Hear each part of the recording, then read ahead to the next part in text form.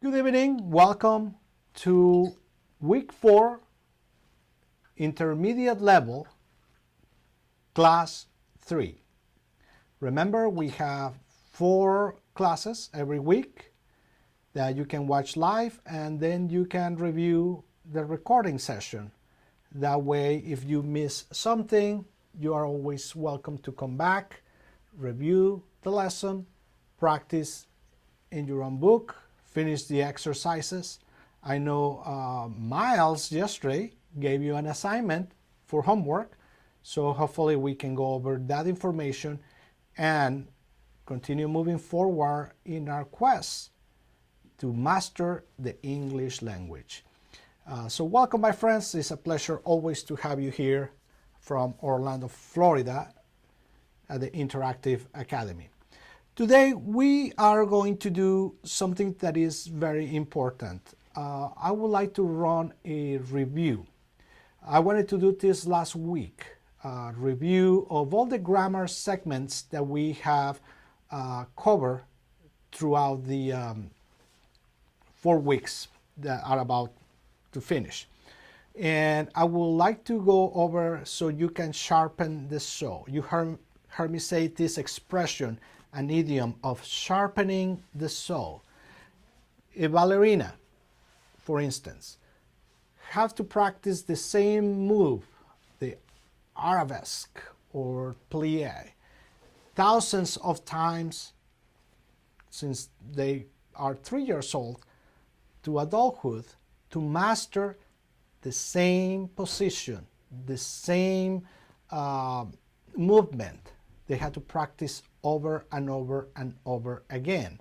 That's the reason why it's important for me to go back and start reviewing some of these grammar sections, because they will become part of your life, part of your being, and you will always use them from now and forever. So one of the things that we will do today heavily is review some of the segments that you have been studying for the past 4 weeks. But before we start with that, I would like to share with you something that, camera over here. Something that I learned, like many years ago, and the importance of the idioms, expressions. There are hundreds of expressions or idioms that you will hear periodically. And the idiom is more a colloquial, more of a casual conversation. It's not something that you will use, with your boss or some formal meeting, but it's more of a friendly conversation, everyday street conversation, way of communicating among friends. I'm giving you for now 10 of these idioms. We will continue growing our vocabulary with some of the most common ones. But at this point, the idioms is the composition of a few words that by themselves mean the meaning is totally different. It means something different. Down is down. Wire, I have a wire here for my microphone. So by themselves, these words are totally different. But when you put them in the context of an idiom, they mean something else. So to start learning some of the idioms, the first one, it is a ripoff. What does that mean? A ripoff. Basically, a ripoff is something that is too expensive and you don't find a quality of value. It is a ripoff. It's not worth the money you are asking me to pay you for it. So most likely you are going to pass. You're not going to pay for that particular item. Call it a day. We work too hard in the office. we are exhausted, we have a deadline on the document, you better finish that so you don't procrastinate. But maybe some of the co-workers say, let's call it a day. Let's call it a day. Let's go home. We'll finish tomorrow. Let's quit. But if you have a deadline, like if we're giving you a homework, don't call it a day. Make sure you finish the work. All right? Down to the wire. I love that one because you've seen it in the movies over and over and over again. The superhero keeps running, jumps off the helicopter and into the river, fights the shark, and deactivates the nuclear bomb 1 second before it goes off. So, down to the wire, that's what it means. It means that to the very last moment, the last second, maybe you solve the problem. Down to the wire. Whew, we made it. Down to the wire. A gray area. A gray color, gray, the color gray. Area, it could be a surface, gray, but that is not what it means. Is gray is not black and white. When you have something that is black and white, you understand it's either white or black. Somewhere in between is a gray area. Is it white? Is it black? It's confusing. A gray area. Fill in the blanks. We work on, we fill in some applications. So fill in the blanks, that's what it means. Maybe you have a personal information data that you have to fill in the blanks for an application for a loan, maybe to rent an apartment. So you have to fill in the blanks. So it means that how old are you? And then blank years old. So then you fill in the blank your age. Get your act together. All right. So this is something that maybe the girlfriend is talking to another girlfriend because the boyfriend is very childish. And, she is telling the other friend, oh, he needs to get his act together. Or maybe the girlfriend is upset with the boyfriend and is going to tell him directly, you need to get your act together. Maybe your boss will tell you. And that is kind of a mean way to do it. Condescending, meaning it's a little bit not very nice way to put it. But you need to get your act together. Okay? So get your act together. That is, grow up. All right? Stop being childish.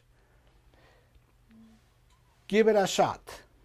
Give it a shot means, all right, I'm going to try out for ice skating championship to go to the Olympics. I'm going to give it a shot. I'm not very good at ice skating, but hey, I have nothing to lose. I'm going to give it a shot. So I'm going to try. I'm going to give my best, even though I might not make it. So give it a shot. Have second thoughts. Have second thoughts. So maybe you are going to rent an apartment, but the apartment maybe is a little bit too expensive. You are excited because the apartment is beautiful, is on a lake, and you are, gosh, I want this apartment. You take the contract with you home. And then you start reviewing the contract. And then you start thinking, okay, I make this much money and I had to pay my car, I had to pay my dog's food, I had to pay the cell phone, and I want to buy more shoes. And you start thinking, oh boy, I really don't have the money to pay for this fancy apartment. So now I'm thinking it over. I'm having second thoughts. And maybe the next morning you realized and you are come to the conclusion that you are not going to take the apartment, okay? Because you had second thoughts. In hot water. So again, hot water, you will think it's just water boiling. Maybe you put your hand and it's very, very hot. So you hurt yourself, you burn your skin. And that's not what it means. When used in the context of an idiom or a conversation, in hot water, it's like, I'm in trouble. I'm in trouble. All right? I have to do something about it because I'm in hot water. In the same boat. No, this doesn't mean that we are in the same cruise ship in the Bahamas. When used as an idiom or as an expression, we are in the same boat. So let's say your friend is telling you that he is running, he's in trouble with his girlfriend, okay? Because he purchased a motorcycle he shouldn't have. And he spent $20,000 in this useless motorcycle. Well, at least useless according to the girlfriend. And so the girlfriend is upset with him. He is telling him that you need to get your act together. And the friend is telling his other friend is, you are in hot water, my friend. You shouldn't do that. But because they are buddies, the other friend goes, yes, I am in the same boat because I also bought the $20,000 motorcycle like you. So now they both are in hot water, but they are in the same boat because they both are experiencing the same situation. Okay, so don't go and spend money behind your husband or girlfriend or boyfriend, whatever you have, behind their back, or you're gonna be in hot water and he or she will tell you, get your act together. Grow up. Don't waste our money. All right. So hopefully this will give you a little bit of insight into the everyday conversation. All right. Not necessarily the best way to use in a business letter, but this is something that also you need to learn for your daily activities and conversations, casual conversations with your friends. Very good. How was that? I hope you learned some idioms. Do you know some idioms that I didn't list here? Maybe you want to type them or write them down. I would like to hear what those idioms are. Maybe you heard the term, how you like them apples. Have you heard how you like them apples? Maybe you've seen that term in a movie, that idiom in a movie. So maybe you want to find out how you like them apples. Go find out about it. Maybe that's part of your homework. Excellent. So let me go here into the book. And there were a couple of things we did. I know Miles gave you some homework yesterday. Hopefully you did your homework. So one of the things we were talking about, we're going to be on book number 3. And we are getting a job. Some of the things that Miles gave you that I want to cover today is listening and speaking about, we are book 3, unit 4, getting a job, listening and speaking. Learn about illegal interview questions. Now, I am not an attorney, but I'm just going to go over briefly on some of these characterization. So let's go back into the camera, into the screen, if you may.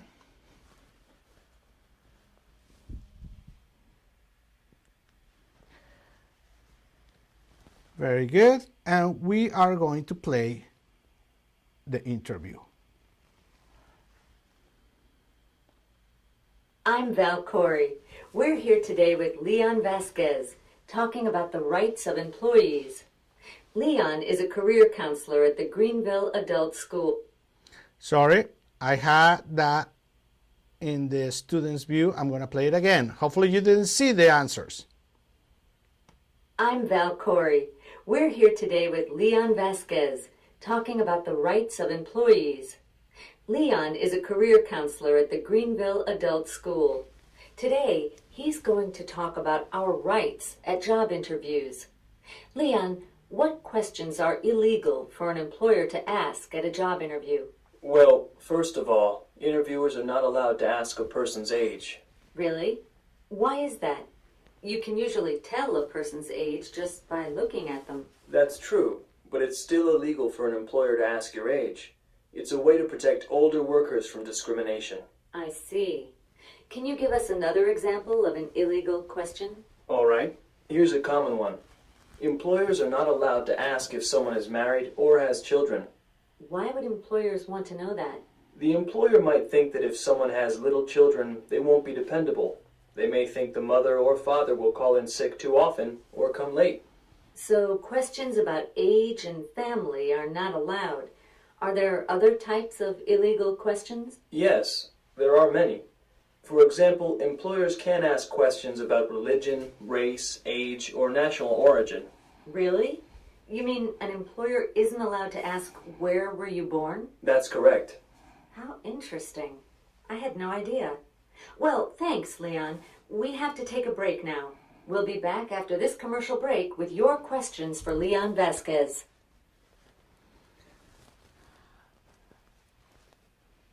Very, very good.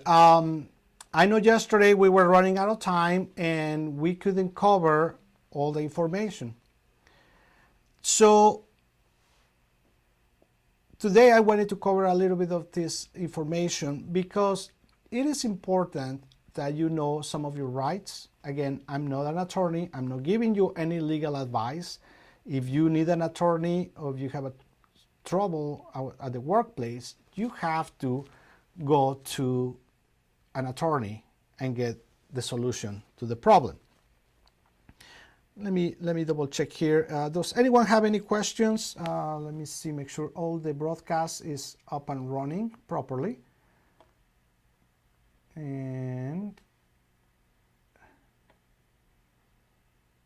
all right, seems like everything is in order and place. I always like to check from time to time because technology sometimes plays tricks on you. And many times also in your end, we don't control your computer. We don't control your internet.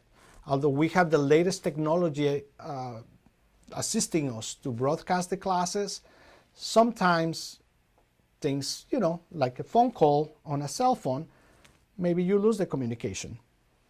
So from time to time, I like to review the communications, make sure everything is playing properly and we have the right information for you.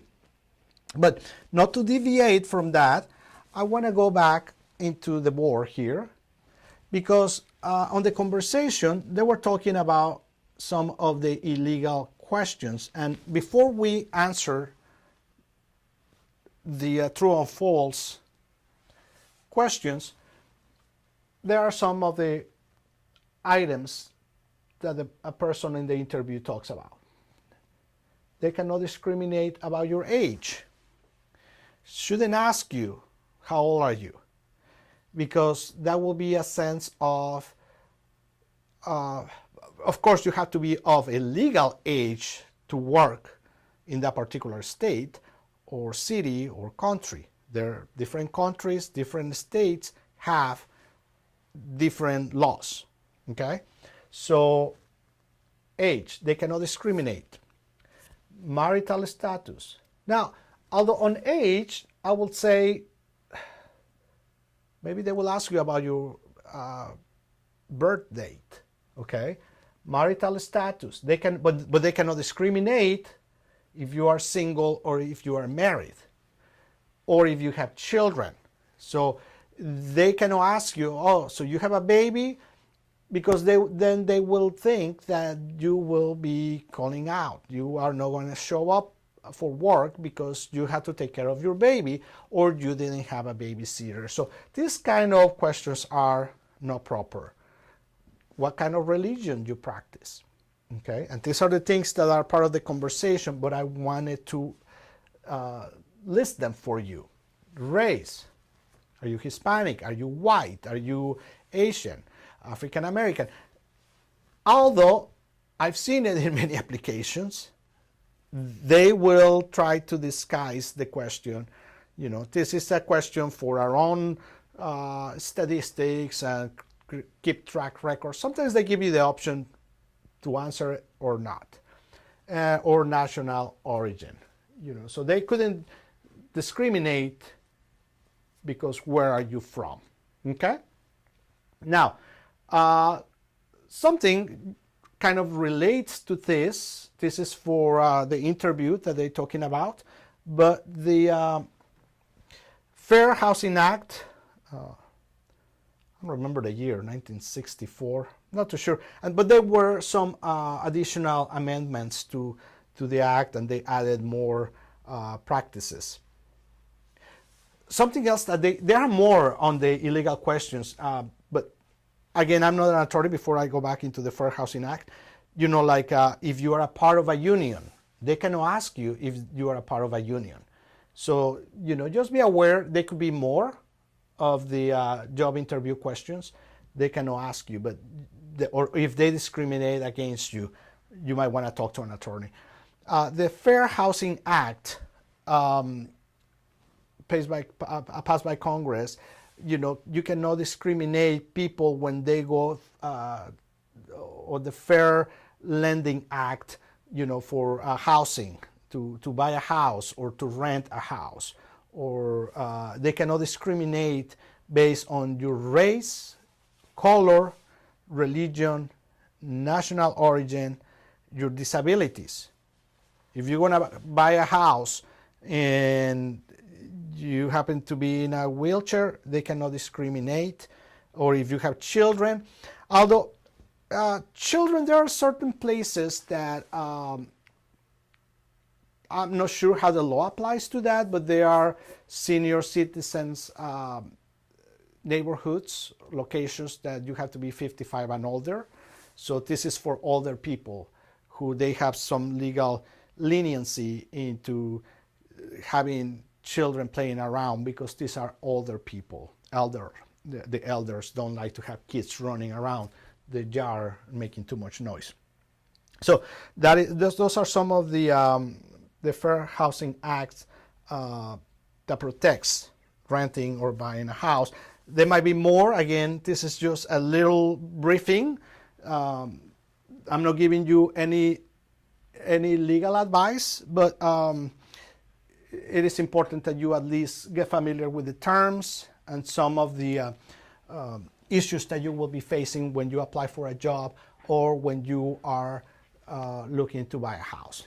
All right, let's go into some reviewing of, let me see here, because I wanted to review, it's a good time to review some of the grammar information we have seen in the past. So the first unit I want to revisit briefly is in the neighborhood, and we're going to browse through them fairly fast, but I want to make sure that you refresh your memory, and as a method of repetition and listening and hearing it over and over again, you will be able to master the communication skills. We hope we are helping you enhance for your personal gain and career development. So we are going to Unit 1, in the neighborhood, on your book. Again, hopefully you are also going and reviewing this information in your own time. So we're gonna go simple present.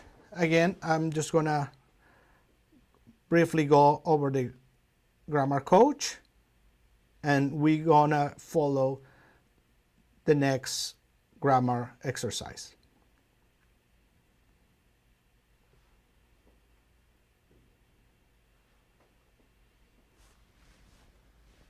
Hello.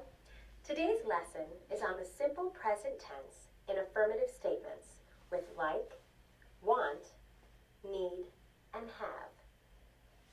I have a red sweater. I like this sweater, but it's old. I need a new red sweater. I like these sweaters. I think this sweater is pretty. I want this sweater. Let's look at these statements with the subjects I, you, we, and they. Notice we use the base form of like, want, need, and have. For example, we can say, I like red sweaters. You want red sweaters. We need red sweaters. Or, they have red sweaters. With the subjects he, she, and it, add s to the base form of the verb. Like becomes likes. Want becomes wants. And need becomes needs. But be careful. Have is irregular. Have becomes has. For example, we can say, he likes these sweaters. She wants these sweaters. He needs these sweaters. Or, she has these sweaters. Very good. I'm going to play the next one, and then we're going to go to the light bulb to get some extra information on this matter. Hello. This lesson is about the simple present tense in negative statements.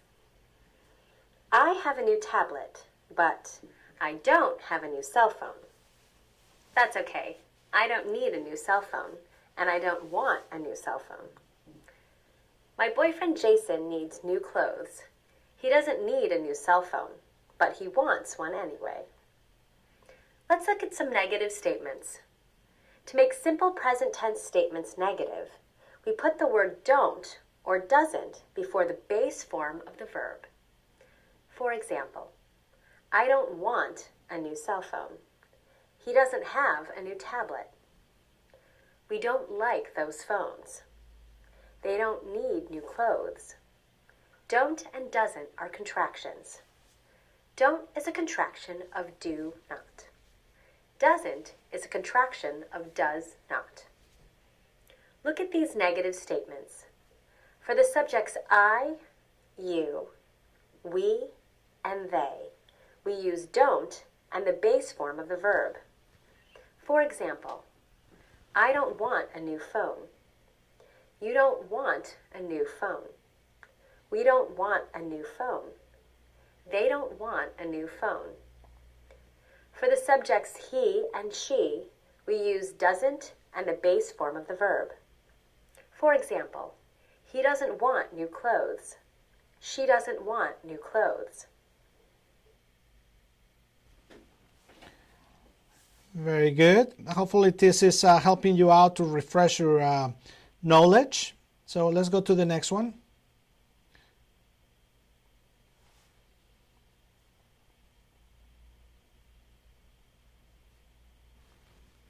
Hello.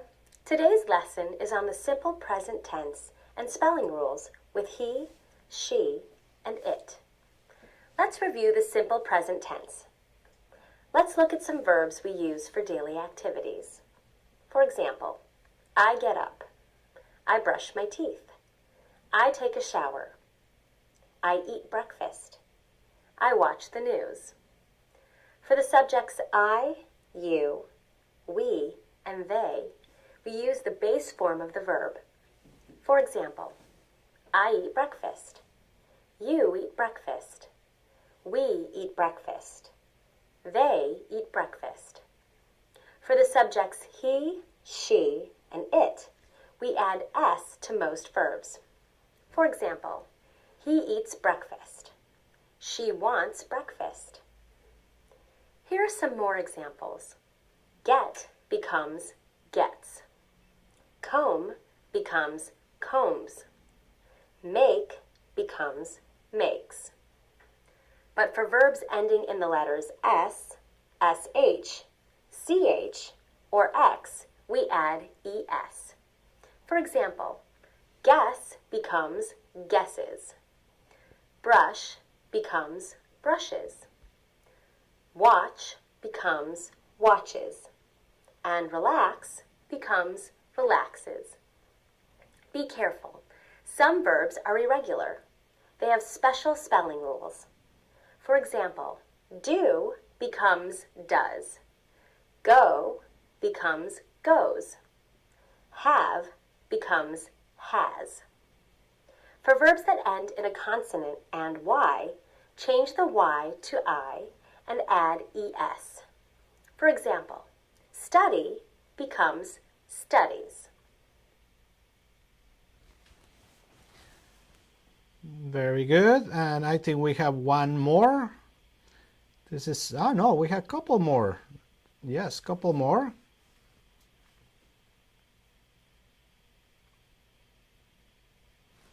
Hello.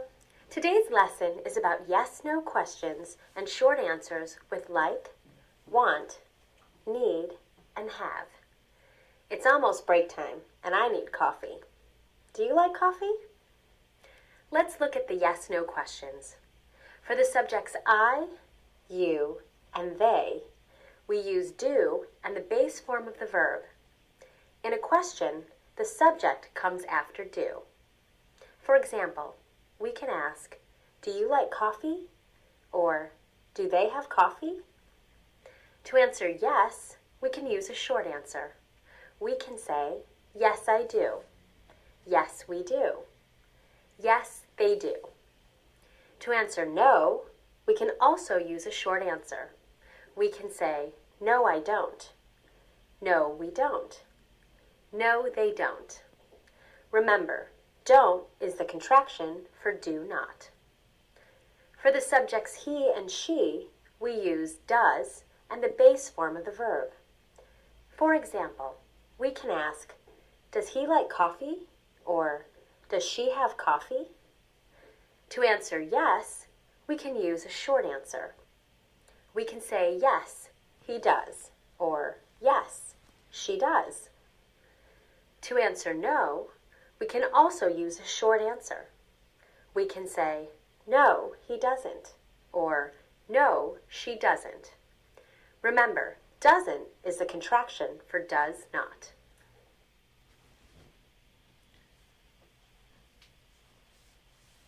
Very good. Let's try the last one.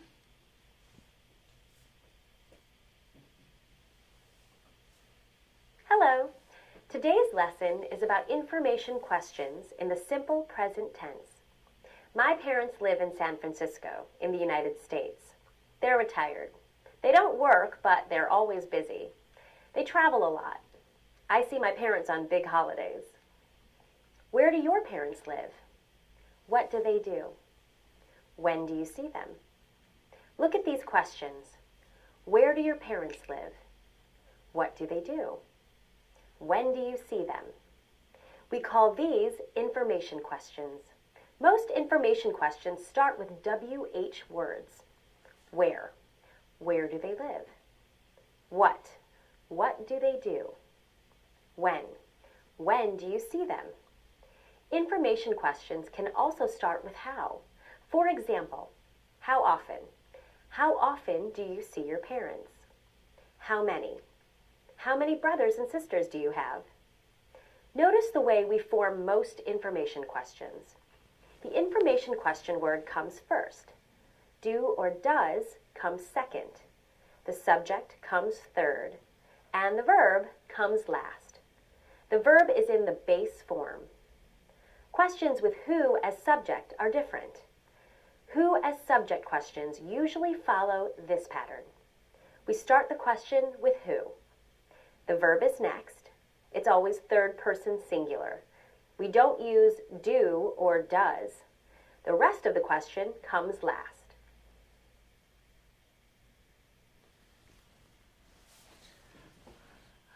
Very nice. And as you saw there, it comes in the singular. That means you have the S on the last subject. Something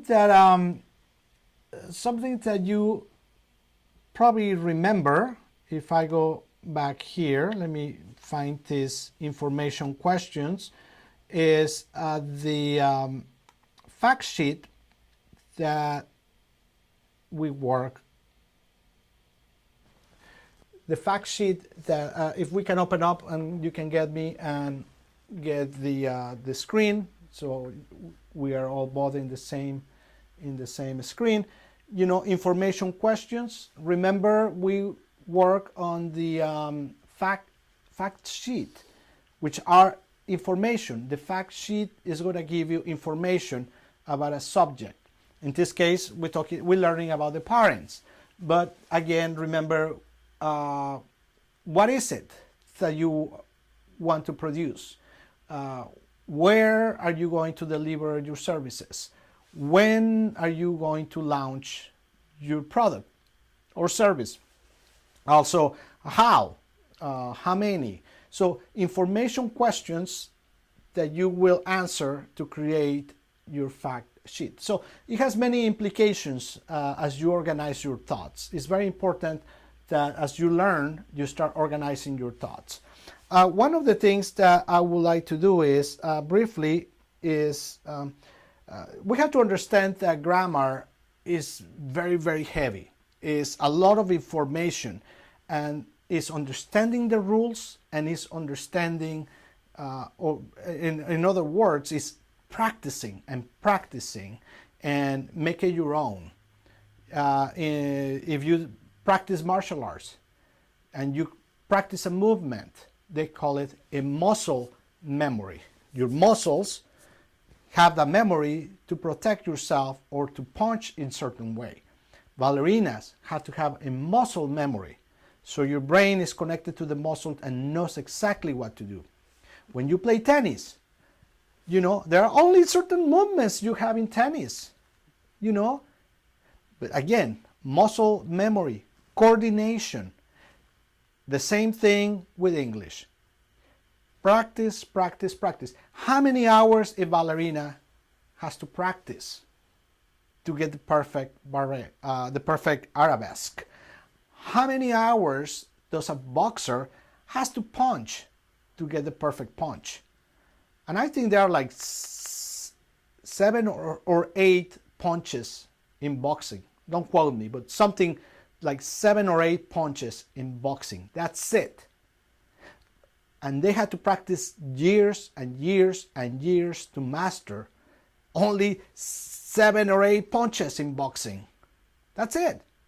So what I'm trying to say is it's very repetitious, the process of learning grammar in English.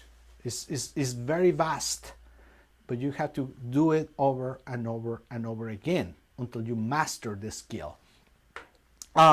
So anyway, I just wanted to make a note here. Before I go to the next grammar, so we don't make it too heavy into the grammar, I'm going to go back so I can switch a little bit back and forth and I don't make it too heavy on grammar. You always welcome to come back and study grammar on your own. I recommend you.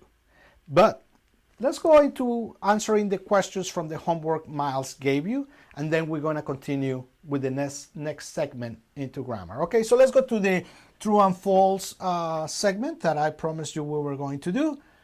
And I'm sorry if I am switching back and forth, but I want to make sure I don't bore you just with grammar. Although I want to do this review so you can refresh your memory. And I'm sure you probably forgot some of this information we just watched. Okay?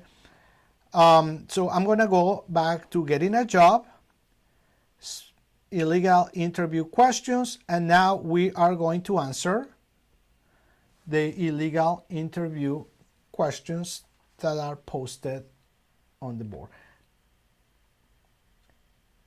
And if you'd like to help me, that will be terrific as well.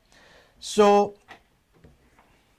on the first one, interviewers can ask your age to make sure you aren't too old to work. Now, if you did your homework, you already have the answer. So if you like to post your answer, fine. But if not, we will work this together. So if I look at your answers, that should be false. Let me see. They cannot ask you for your age, correct. Number 2, interviewers can ask if you are married, but they can't ask if you have children. True or false? Very good. I guess you did your homework. Uh-oh, I guess somebody have some discrepancy here. So, what is it?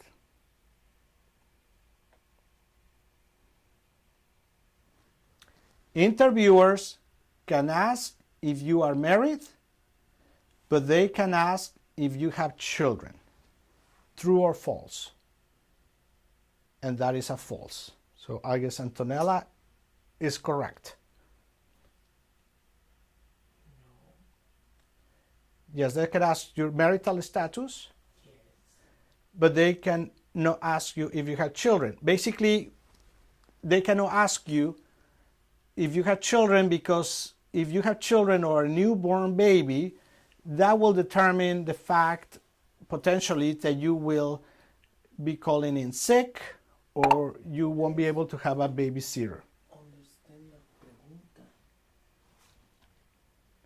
So that is a false. And let me see what you had there.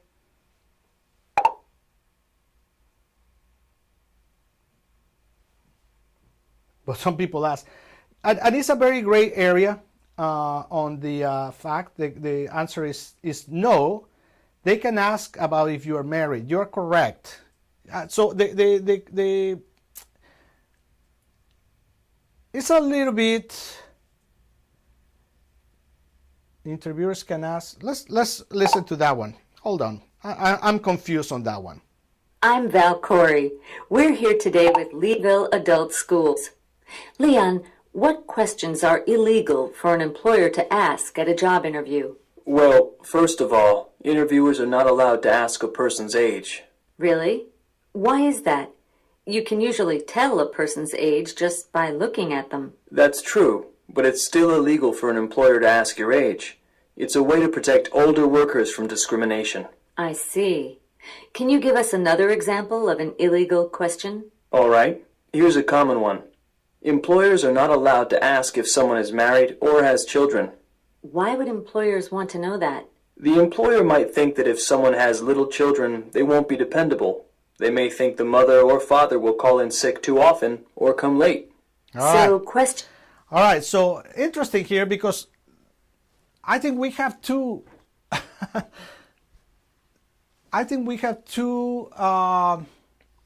conflicting stories if we read correctly.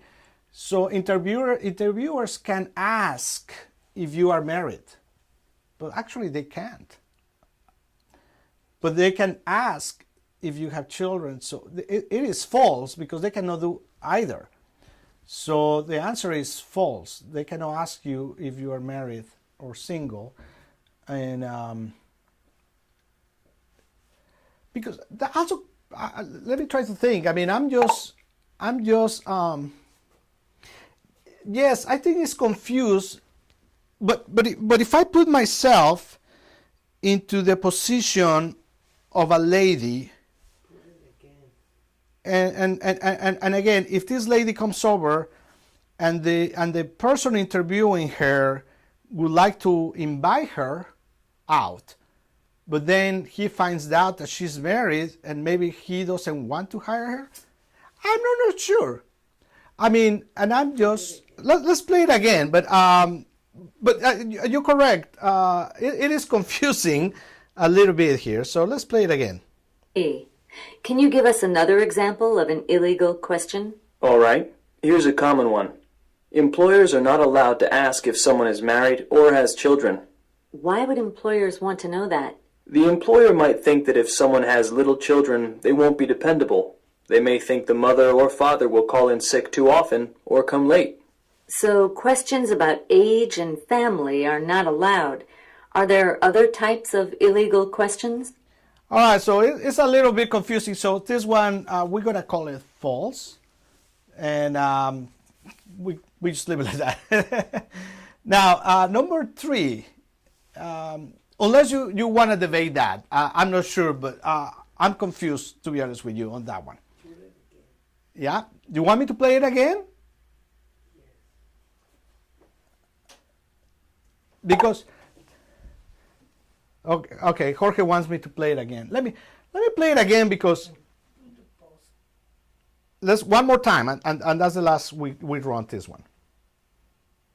Older workers from discrimination. I see. Can you give us another example of an illegal question? All right, here's a common one. Employers are not allowed to ask if someone is married or has children. Why would employers want to know that?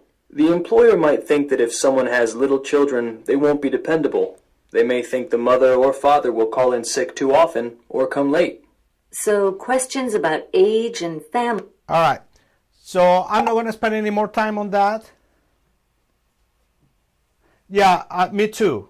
Yeah, I understand the number 2 as F. I'm with you 100%. So interviewers can ask if you are married. No, they can't.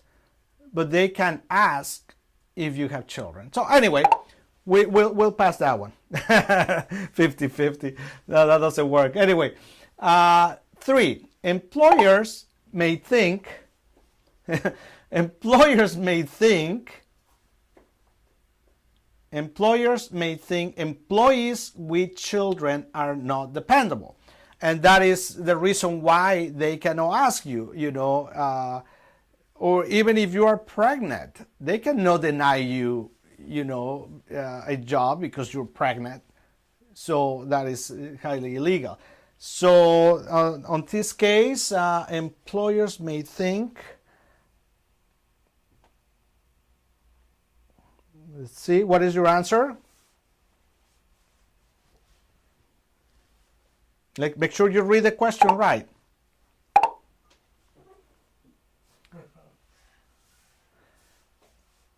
All right, that's true. Okay, very good. Let me check here my notes. She say false. I say true. All right, employers may think employees with children are not dependable. Yeah, it's a supposition. They are assuming that parents with children are not dependable. So that's true. Let me see your answers. Where were the answers here? True and true. Okay, so we're in agreement. Interviewers can ask about religion. Interviewers cannot ask about religion. Yeah, that is true. You cannot ask about religion. Interviewers can ask where you were born. Interviewers can ask where you were born. True or false? What's your answer?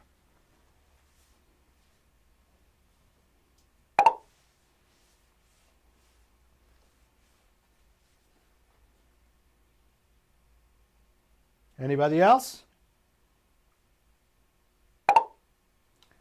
I have my notes, actually it's false. Interviewers can ask, are they allowed to ask where you were born? Are not allowed. Are there other types of illegal questions? Yes, there are many.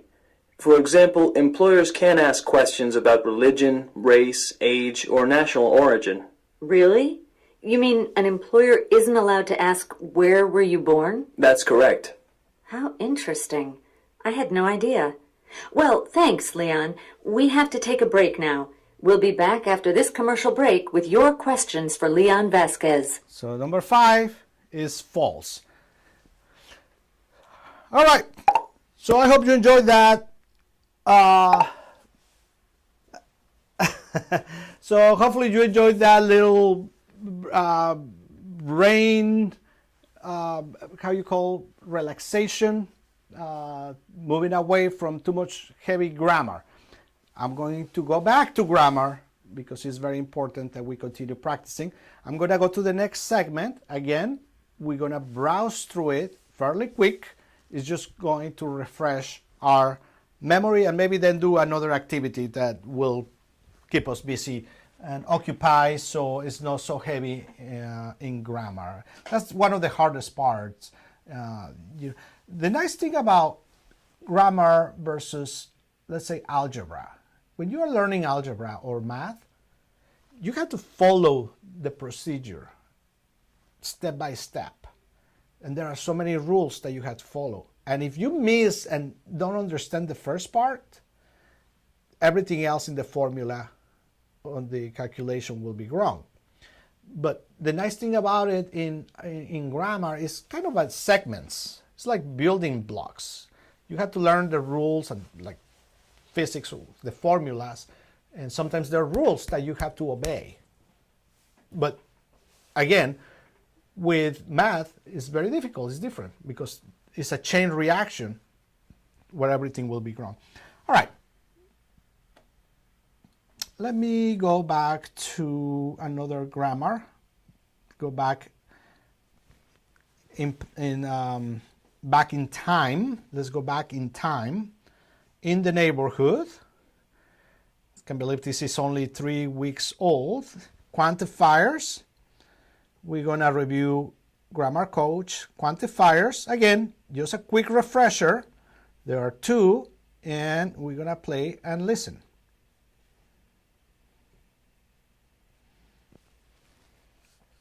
Hello, this lesson is about some and any. I'm going to have some cookies. Do you want some? Oh, there aren't any cookies. Sorry. Look at the sentences with some and any. I'm going to have some cookies. Do you want some? Oh, there aren't any cookies. In these sentences, some and any mean a number of. Maybe 2 or 3 or 100. The number isn't important. We use some and any with both count and non-count nouns. We use some in affirmative statements. For example, I'm going to have some cookies. Cookies is a count noun. I'm going to have some chocolate. Chocolate is a non-count noun. We use any in negative statements. There aren't any cookies. There isn't any chocolate. We can also use some and any without a noun. For example, I have to buy more cookies. I'll get some tonight. Or, I love chocolate, but I don't want any right now. We usually use any in questions. For example, do you have any cookies? Do you have any chocolate? But it's also correct to use some in questions, especially if we expect yes in the answer. For example, would you like some cookies? Yes, please. Can I have some coffee, please? Of course. All right, hopefully that helped you refresh your memory. Again, I'm not going to spend much time on it because this is just the past and I am just reviving the past for you. Hi, today's lesson is about a lot of, lots of, much, and many. Do you know about American money? These are coins, nickels, dimes, and quarters. And these are dollar bills. I have a lot of coins, but I don't have many dollar bills. I have $3.90. I don't have much money. Look at the sentences with a lot of, much, and many. I have a lot of coins, but I don't have many dollar bills. I don't have much money. These words, a lot of, much, and many, mean a large number or a large amount. A lot of and lots of have the same meaning. We use these phrases with plural count nouns and non-count nouns in statements and questions. The verbs can be affirmative or negative. Here are some examples. Count nouns. I have lots of friends. He isn't taking a lot of classes. Does Anna have a lot of books? Non-count nouns. Alex listens to a lot of music. Lori reads lots of magazines. Do they have a lot of free time? Now let's talk about many and much. They have the same meaning, but we use them differently. We use many with plural count nouns in statements and questions. For example, I have many friends. They don't see many movies. Does Alex like many kinds of music? We use much with non-count nouns in statements and questions. I don't have much money. Do they have much free time? We don't usually use much in affirmative statements. We use a lot of or lots of. Daniel eats a lot of fruit. Not,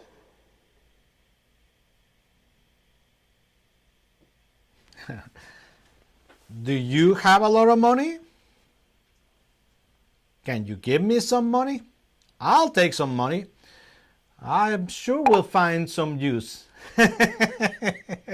Oh, come on. I could use some extra money. Definitely. All right. So let's go to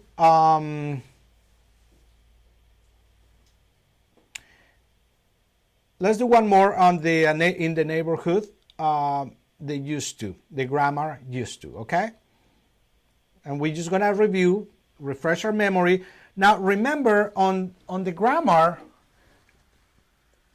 since you have your book, you can always go back and revisit those grammar coaches, okay? And if you go, for instance, after you pass the grammar coach, you go to grammar, or actually let me open the used to, and I'm gonna use to here. You have the light bulb that you know, and you can always review that. So before you watch the grammar coach, it's like reading a title, a preamble of what is to come. So I used to be a wonderful dancer, but I'm no longer. I am no longer a wonderful dancer. We used to dance every weekend. Use used to talk about past habits. We often contrast past habits with present situations. I used to dance, but I don't anymore. So remember, you have that grammar watch, that it is very important to go back to it and reaffirm your knowledge. So let's run the grammar coach really quick so we can put behind the review of Unit 1. So we go back to grammar coach, zoom in into grammar coach. Hello. This lesson is about used to. I used to eat meat, like beef, but now I eat only chicken and fish. I didn't used to drink much water, but now I drink water all day. Look at these sentences and listen carefully. Used to and used to sound the same. Let's look at these sentences. I used to eat meat, but now I eat only chicken and fish. I didn't used to drink much water, but now I drink water all day. We use used to for things that were true in the past but aren't true now. We use used to plus the base form of the verb. Notice that we write used to with a D, but we don't pronounce the D. Listen, I used to eat meat. We make negative sentences with didn't used to plus the base form of the verb. For example, I didn't used to eat a lot of vegetables. Notice the spelling of used to in a negative sentence. It's didn't used to with no D. Here are the question forms. In questions, we write used to with no D. Here's an example of a yes-no question and short answers. Did she used to drink a lot of coffee? Yes, she did. No, she didn't. Here's an example of an information question and short and long answers. How often did they used to eat out? Once or twice a week. They used to eat out every Friday.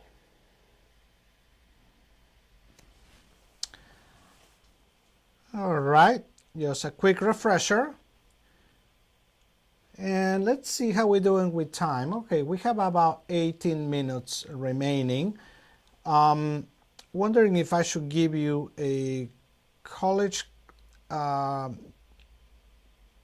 career reading for college and career readiness, or should we go into the last grammar coach? Let's do one more grammar coach refresher. So I'm going to go to Unit 2, and we are going to do some of these activities that I want you to refresh your memory, and maybe next week we do the next two, so that way we just do it in blocks. So let's do dreams and goals.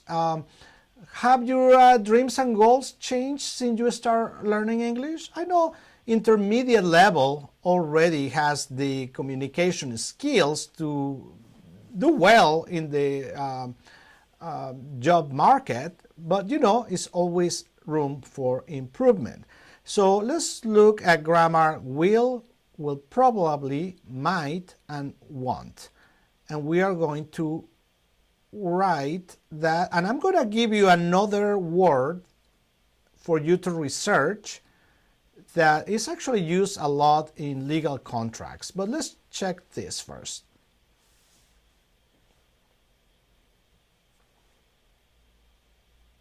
Greetings!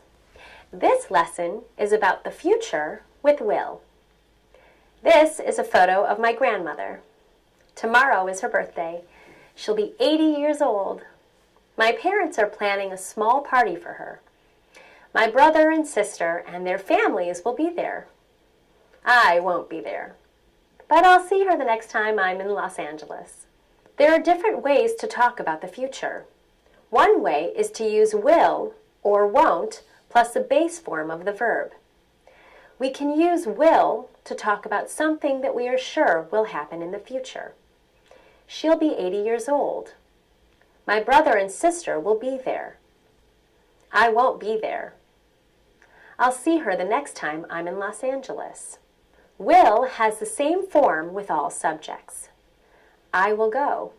You will go. He will go. And so on. We usually use contractions in speaking and in informal writing. I'll, you'll, he'll, she'll, it'll, we'll, they'll. For example, it'll probably rain tomorrow. They'll be at the party. In negative sentences, we use the long form will not or the contraction won't for all persons. They will not arrive today. They won't arrive today. To make yes-no questions, we put will before the subject. Will she arrive today? To answer, we can use short answers. Will she arrive today? Yes, she will. No, she won't. WH questions have this form: WH word plus will plus subject plus base form of the verb. Where will they go on their next vacation? Where will you go on your next vacation?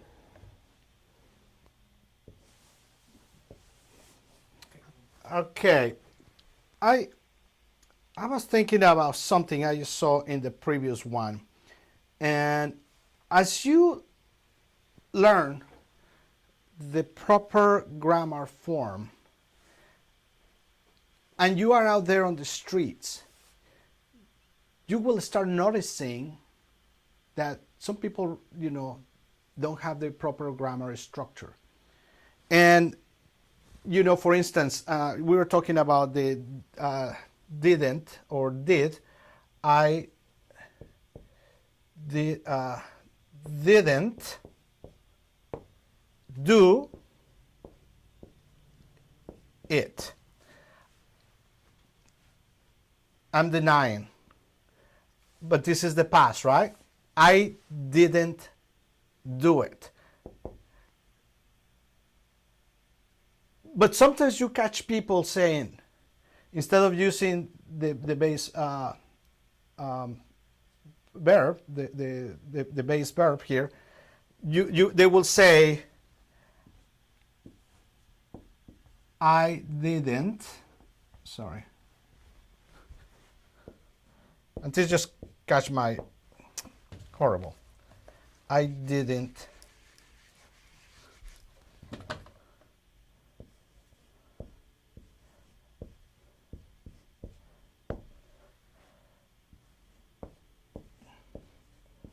done it, for instance, which is incorrect. And you will start hearing things like this when you start learning the proper English. Now, that was just a parenthesis I wanted to share with you, but you will hear it more and more. So that one is out of your vocabulary. I didn't do it. So this is the present form. All right. I mean, you're using the didn't for the past, okay? All right. Let's go to the next one really quick because I have another rule I want to share with you in just a moment, but I'm going to play a video before I go and put it on the board for you. Because that's another phrase that I always hear it over and over again and is not being used properly. But I will tell you which one it is as you listen to the next example, the next grammar coach.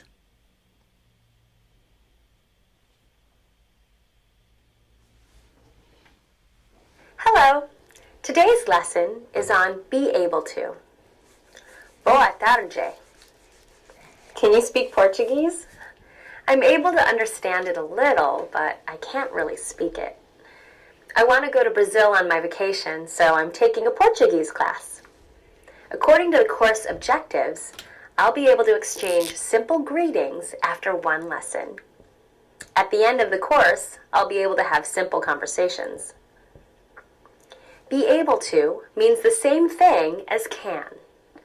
We use be able to with the base form of the verb.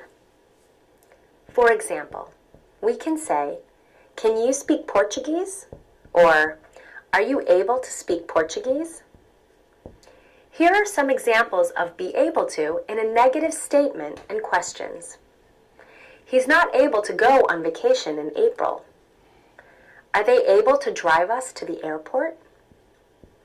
When are you able to go?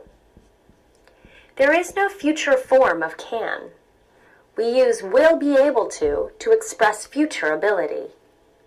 We use will be able to and the base form of the verb. Let's look at these sentences. I will be able to exchange simple greetings after one lesson. At the end of the course, I will be able to have simple conversations. In speaking and informal writing, we often contract will to o. I'll be able to exchange simple greetings after one lesson. At the end of the course, I'll be able to have simple conversations. In negative statements, we use will not be able to and the base form of the verb. Will not is often contracted to won't, especially in speaking and informal writing. I won't be able to read Portuguese newspapers. Notice the word order in yes-no questions. The subject comes after the word will. To answer yes-no questions, we use yes, a subject pronoun, like I, and will, or no, a subject pronoun, and won't. Look at the sentences and questions in the charts. We use the same form of will for all subjects.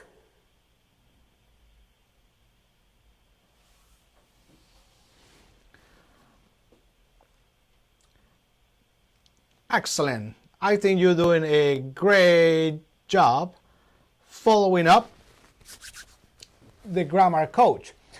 So as you progress in learning these grammar rules, it's very important that you start paying attention on how people speaks, on the street. You see a lot of the contractions are not recommended for business writing. They're more colloquial, more street slang. Some idioms, not necessarily very appropriate for business occasions, but they are good for the street, so they don't take you by surprise. Now, one of the sentences or actions I hear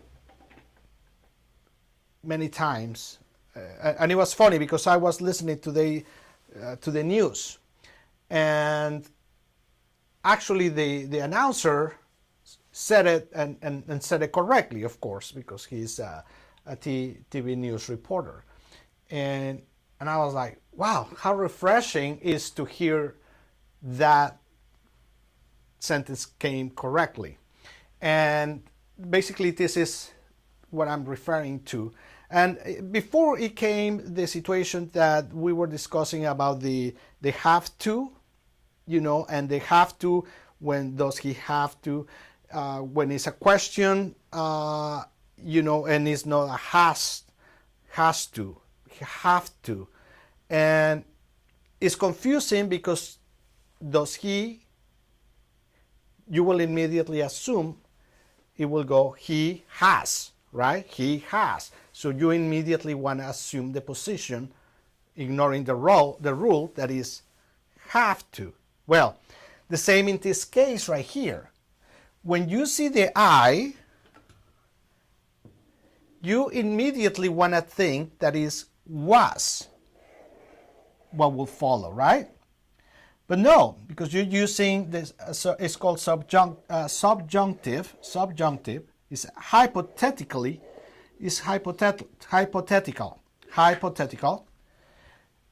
that you are assuming the other person, the other you. So you are taking the other person's position.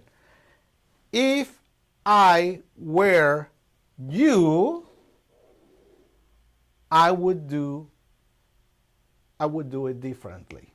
If I were you, I would do it differently. But a lot of people don't pay attention to their grammar rules, and they immediately hear the I, and they jump into was. If I was wrong, you, because I'm taking your position, is if I were you, because you follows hypothetically the I. Does that make sense? And this is quite common on people that are learning how to speak English. And even in some natural English-speaking people, they jump into the improper form. But again, is you are assuming the position of you.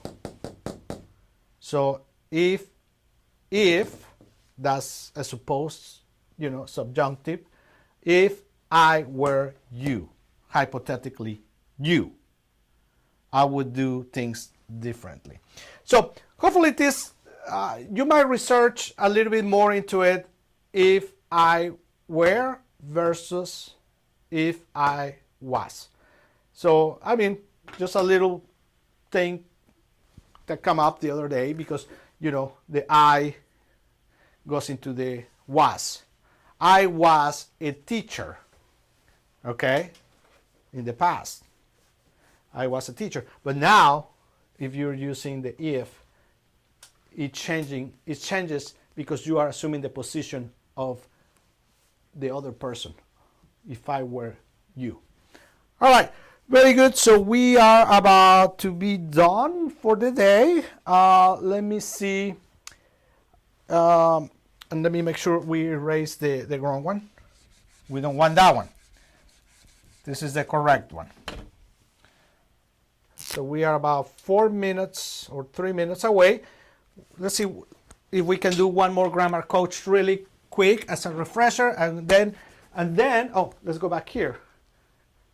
Call it a day. Actually, you can also say call it quits, but call it a day. So let's do one more. Camera, follow me here, and then we will jump into the final one. All right. You have 2 questions. You need to put an S. All right. Hopefully, I know the answer. If not, we leave it for Saturday for a need. What are the questions?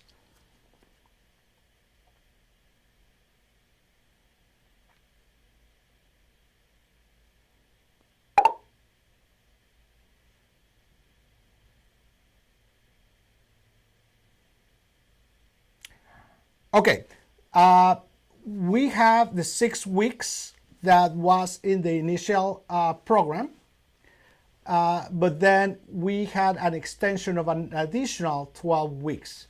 I don't have the exact date of the course ending, but so we are finishing week 4.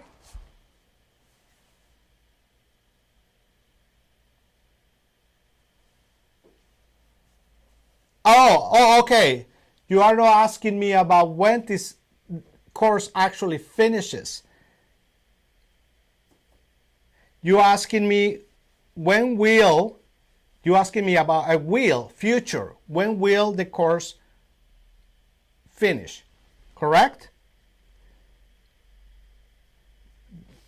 You need to have the will. When will? Remember we just reviewed the will? And you have a question?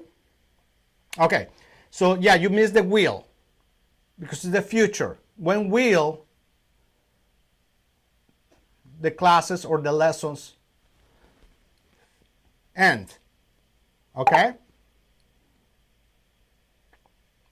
Okay, yeah, review that segment. That's what is important to review. See why it's important to review the grammar coach? Because that is a question that you use will. You don't use might. Remember, in a question, you use will. You don't use might. All right? So if you're asking about the future, when the action, I guess you call the action will end, you have to use will for the question. Oh, and that brings me to my last, I'm running out of time. If the camera goes over here, please. So we were looking at those segments of will and might. The one I want you to review is shall.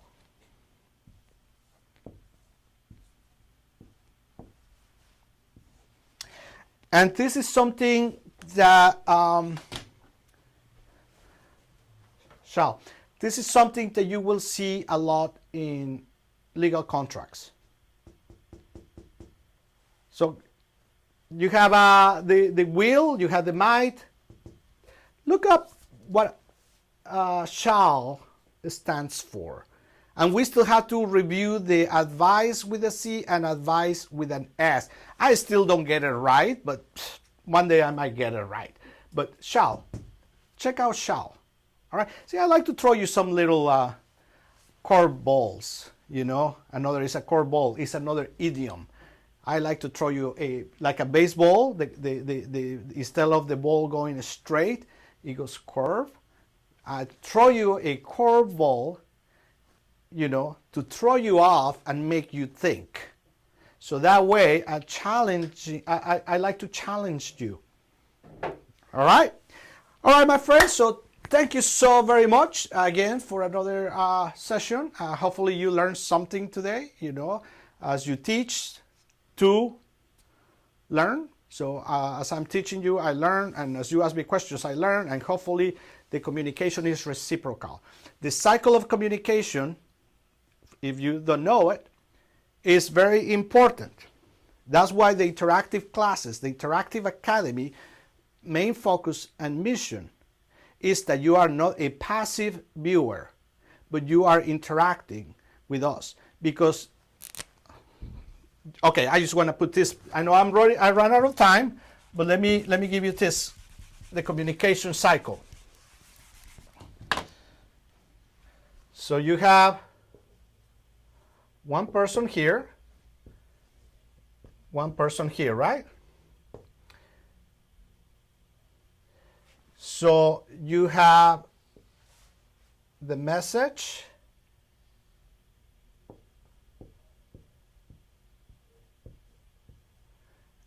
and then you have the interaction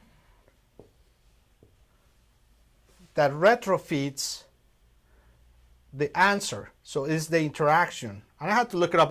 I'm a little rusted when I studied this. So it's the message, and then you do the response.